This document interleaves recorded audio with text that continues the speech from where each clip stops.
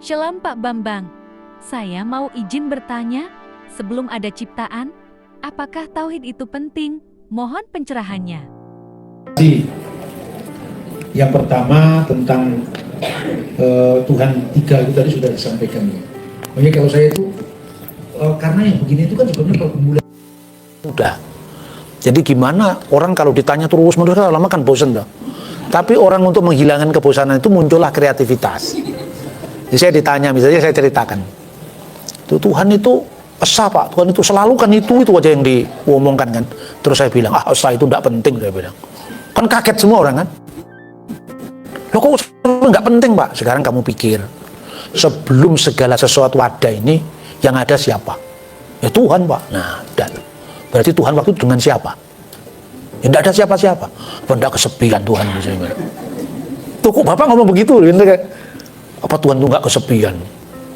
Padahal sepi itu menyiksa.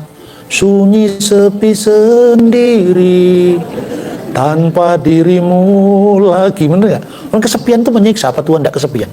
Ya enggak. Lah kenapa? Berarti di dalam diri Tuhan itu ada sesuatu yang saling berkomunikasi tanpa tergantung dengan yang lain. Gue ngerti orang ini? Waktu angel, surasi terus nih lah angel. Nggak usah dilanjutkan. Saya mengajak orang tidak hanya berbicara Tuhan dalam konteks ruang waktu, tapi melampaui ruang, melampaui waktu. Maka saya bilang, kalau sebelum segala sesuatu itu ada, hanya ada Tuhan, apa butuh 1, 2, 3? Maksudnya Pak, lah iya, adanya 2 itu kan karena ada satu untuk membedakan saya dengan kamu, maka ada 1 tambah 1, 2. Membedakan saya dengan kamu, maka ada aku, ada kamu. Jadi istilah aku, istilah kamu, hitungan 1, 2, 3 itu ada karena kenisbian ruang dan waktu. Lah Tuhan itu maha dan maha kok. Berarti tidak penting Pak kata soal, makanya orang penting kata 1 itu tidak penting. Sudah bubar kan akhirnya kan. Jadi tidak penting untuk apa? Dunia belum ada yang lain, hanya kata Tuhan kan nggak butuh pembeda. 1, 2, 3 itu kan butuh pembeda. Nah waktu itu Tuhan belum ada siapa-siapa. Sulit dibayangkan, makanya wis meneng ora usah diterusne. Berarti angel kok. Itulah bicara tentang Tuhan. Saudara-saudara, saya punya pengalaman seperti ini karena apa? Saya itu waktu SMP dianggap guru saya itu rodo edan. Tahu nggak? Karena bacaan saya itu bacaan yang tidak seperti dibaca oleh anak-anak seusia saya. Karena begini, keluarga dari almarhum eyang saya dari jalur bapak itu keluarga priayi Jawa. Bacaannya itu sudah lintas agama. Tapi keluarga saya itu keluarga agama homogen lah, satu agama saja. Itu menjadi penyeimbang. Jadi saya membaca yang namanya ensiklopedia Winkelprint bahasa Belanda. Itu waktu saya masih kelas 2 SMP, kelas SD, kelas 6 itu sudah nonton itu. Tapi karena saya nggak ngerti bahasa Belanda, nggak diajari bahasa Belanda, saya cuma lihat gambarnya. Gambar itulah yang mengantarkan saya ke seluruh dunia. Saya mengerti kincir angin di Rotterdam dari gambarnya. Saya lihat itu apa namanya kota Aleppo di Syria karena gambarnya tinggal huruf A. Gitu? Cari di situ gambarnya karena nggak ngerti bahasa Belanda. Dan waktu itu belum eranya ini. Gitu? Sehingga apa keliaran berpikir kita itu lebih luas. Nah, ketika saya membaca buku-buku pelajaran SMP, saya itu SD itu juara kelas. SMP kelas 1 masih juara. Kelas 2 sudah nggak juara lagi. Karena bacaan saya bukan bacaan pelajaran. Bacaan yang tidak ada di pelajaran. Salah satu yang saya baca itu saya masih ingat. Serat Darmo Gandul. Lo orang Jawa kelas 2 SMP bacanya Serat Darmo Gandul. Itu saya mengenal polemik agama dari situ. Lalu saya baca terbitan Tan Kun Sui, yaitu misalnya ada buku yang berjudul Tao Te Ching, Lao Tse itu, kemudian ada Bhagavad Gita. Saya membaca Bhagavad Gita mulai Bhagavad Gita Amir Hamzah, Pujangga Baru sampai Kidung Agung yang diterjemahkan Syiru Asar Sulaiman. Lalu saya mikir, langit kebangsaan kita ini kenapa kok jadi sempit ya? Zaman saya SMP, Amir Hamzah itu diajarkan menerjemahkan Bhagavad Gita Hindu. Lah plus kesukaan saya nonton wayang. Jadi ketika kemudian gereja mendapatkan, ketika sudah dewasa lah, iman kita ini sering diserang dan sebagainya. Itu Kristus mirip dengan Krishna. Jadi lahirnya dari ibu perawan. Nah terus saya bilang, loh kamu tuh nggak ngerti wayang ya, saya bilang. Mana ada Krishna lahir dari perawan? Itu coba sumber mana Krishna lahir dari perawan? Itu gara-gara orang bule yang baru mengenal Hindu. Terus dia mengenal itu cuma berdasarkan ensiklopedia umum. Lalu dibuat paralelisasi Krishna sama dengan Kristus lahir dari seorang perawan. Tidak ada ajaran seperti itu di Hindu. Ada lagi Dewa Mitra sama dengan 25 Desember sama dengan Kristus. Dewa Mitra lahirnya dari sebongkah batu. Saya belajar mitologi itu lewat saya waktu masih SMP SMA itu. Terus saya melihat Krishna, apalagi saya suka dalang kan. Jadi ketika saya membaca buku itu buku yang diterjemahkan dalam bahasa Indonesia itu pokoknya Kristen itu jiplakan dari agama-agama pagan itu kira-kira. Terus saya bilang, coba kamu cari literatur mana yang mengatakan Krishna lahir dari perawan. Tak bayar 1 juta. Kan orang kaget kan? Ini komunikasi yang menghentak sebetulnya. Karena itu kan orang sok tahu itu, kemudian ditunjukkan, kamu tuh tidak tahu apa-apa. Kan malu akhirnya. Tapi saya tidak ingin mempermalukan orang lain. Saya cuma mengatakan, mari kita sumber primernya kita baca. Krishna itu bapaknya namanya Basudewa. Orang India menyebut Basudev. Ibunya namanya Dewaki. Nah, pada saat dia terancam oleh Kangsa, bahasa Jawanya itu Kongso. Makanya ada lakon Kongso adu jago itu. Itu kemudian saudara-saudara Krishna jumlahnya 6 orang itu dibunuh semua. Ya, setelah dibunuh maka lahirlah kakaknya yang namanya Balaram. Balaram itu Baladev, bahasa Jawanya Bolodewo. Ya, maka rahimnya si Dewaki ini dipindahkan kepada rahimnya Rohini. Akhirnya lahirlah Balaram. Terakhir lahirlah Krishna yang kulitnya hitam itu. Krishna matinya disalib, enggak, salah juga. Krishna itu matinya itu dipanah kakinya. Itu cocok, enggak cocok semuanya. Terus saya sampaikan untuk ngadepi orang-orang kayak gini bagaimana. Saya bilang, kamu pernah tahu wayang enggak? Enggak pernah Pak, dong saya dalang aja bisa. Ya toh? Kalau Krishna itu lagunya bahasa Jawa, maling putri konangan Raden Permati kolo kulo tak sehalit. Begitu saya nembang ini, Bapak ngerti wayang? Orang guru ngerti, so dalang saya. Tapi kemudian saya tunjukkan, kamu lihat itu di India, pemujaan terhadap Krishna itu beda dengan Krishna di Jawa. Hare Krishna, Krishna Krishna, Hare Hare, Hare Rama, Rama Rama, Hare Hare. Itu sampai anak-anak saya kasih tahu sama saya, Bah, anak saya kan ada di Melbourne. Saya makan di mana kamu? Saya makan di Hare Krishna, murah, cuma $8 bisa nambah lagi katanya. Itu menunya apa? Itu menu kesukaannya Krishna. Krishna dalam cerita India itu saya rangkai mulai penghayatan tentang Krishna, wayang Krishna, Krishna di Thailand saya baca.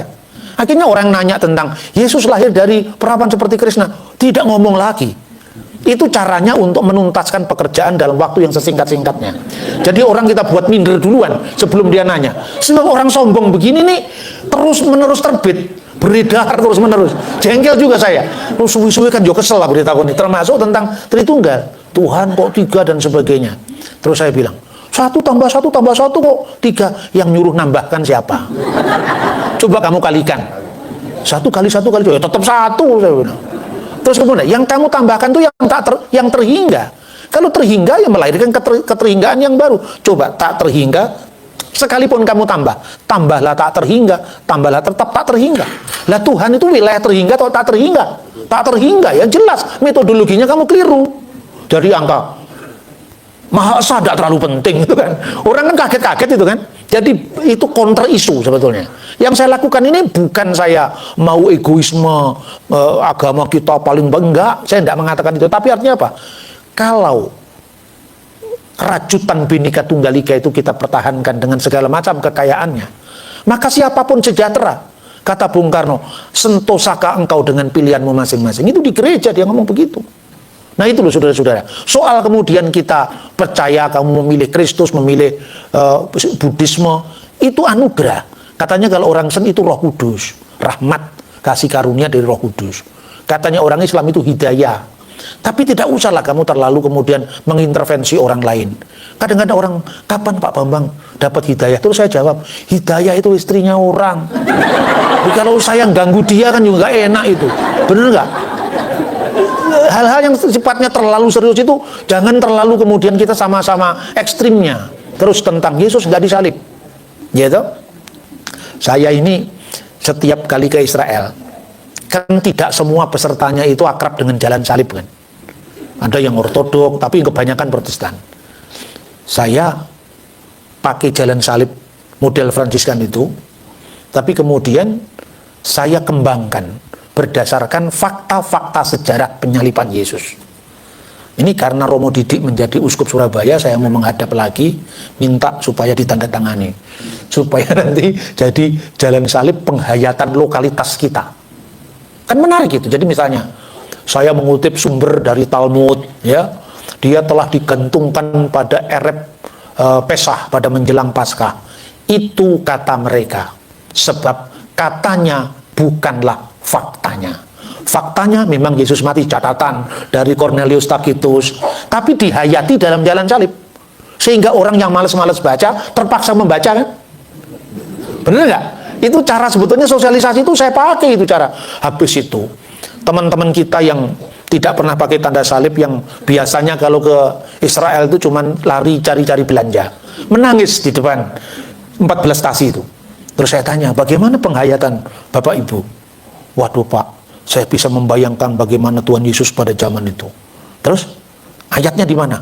Sekarang ayat itu ternyata Pak berhubungan dengan sejarah lah. Makanya kalau kamu ayatiah begini sulit, karena sejarah itu tidak bisa dibatasi dengan cara pandang kita. Ayatnya benar, cara pandangmu itu loh membatasi. Seperti itu. Makanya saya bilang, tanpa membaca Injil pun Yesus disalib itu jadi semacam ya liturgi-liturgian lah. Liturgi kan itu kan harus disahkan, tapi ini kan liturgi itu kan untuk katekisasi itu. Tanpa membaca Injil pun Yesus pasti disalib. Loh, kok tanpa membaca Injil? Kalau membaca Injil kan orang lain nggak percaya. Jadi kalau saya membuktikan Yesus disalib berdasarkan Injil, orang lain nggak menggubris, saya menghormati kitab suci saya. Maka saya tidak mau kitab suci saya dilecehkan. Saya hanya membuktikan salib dari Flavius Josephus, dari Cornelius Tacitus, dari Traktat Sanhedrin. Semua sumber sejaman mengatakan Yesus disalib. Lalu orang salah paham dengan saya. Jadi Bapak tidak mau mengutip kitab suci saya, Pak? Lah kitab suci saya aja saya kutip, apalagi kitab sucimu. Benar nggak? Nanti malah salah-salah kena penodaan agama saya. Ngapain ngurusi kitab sucinya orang? Berarti Bapak tidak percaya Injil. Loh, kamu jangan salah paham. Kalau hanya untuk mengatakan Yesus disalib, tanpa membaca Injil pun kita mengatakan Yesus disalib. Tapi kalau kamu tanya kepada saya, untuk apa Yesus disalib, baru saya membaca Injil. Makna salib itu ada dalam Injil. Tapi fakta penyaliban, tidak usah baca Injil pun, Yesus pasti disalib. Lalu salah satu stasi yang meninggi di Yerusalem itu, mereka kan sudah kesel-kesel begini kan. Nah, terus salah satunya yang saya sampaikan, Basilides mengatakan, sesungguhnya Yesus tidak benar-benar jadi manusia. Jadi bagaimana mungkin bayangan bisa disalibkan? Maka Basilides mengajarkan, Simon orang Kirene yang memikul salibnya, itulah yang menggantikan dia setelah wajahnya diserupakan di kayu salib. Menggantikan Yesus. Kata mereka. Nah, kemudian yang lain mengatakan, itu kata mereka, sebab katanya bukanlah faktanya. Lalu dicatat, gitu loh. Oh, bayangkan kalau itu dihafalkan jadi liturgi. Kan orang kan terpaksa membaca. Oh, mumpung kamu di Yerusalem, gitu, saya pakai itu pulang tercerahkan, saudara-saudara. Saya itu kan, makanya saya tidak mau jadi imam. Ini minta maaf ya, romo-romo ini. Saya tidak mau jadi imam karena apa? Karena supaya saya bisa liar cara pikirnya, tapi jangan terpengaruh dengan saya loh. Edisi kayak saya itu terbatas itu. Kenapa? Karena tantangan besar ke depan itu adalah perang komunikasi, pertarungan wacana. Itu yang saya sampaikan. Jadi kenapa mereka selalu usil? Justru gunakan keusilan mereka itu untuk menjelaskan dan tidak bosan-bosannya bersaksi. Tapi bersaksilah tanpa harus melukai. Ya kan? Sekalipun kita mencinta sampai terluka. Waduh, gitu. Nah, yang kedua,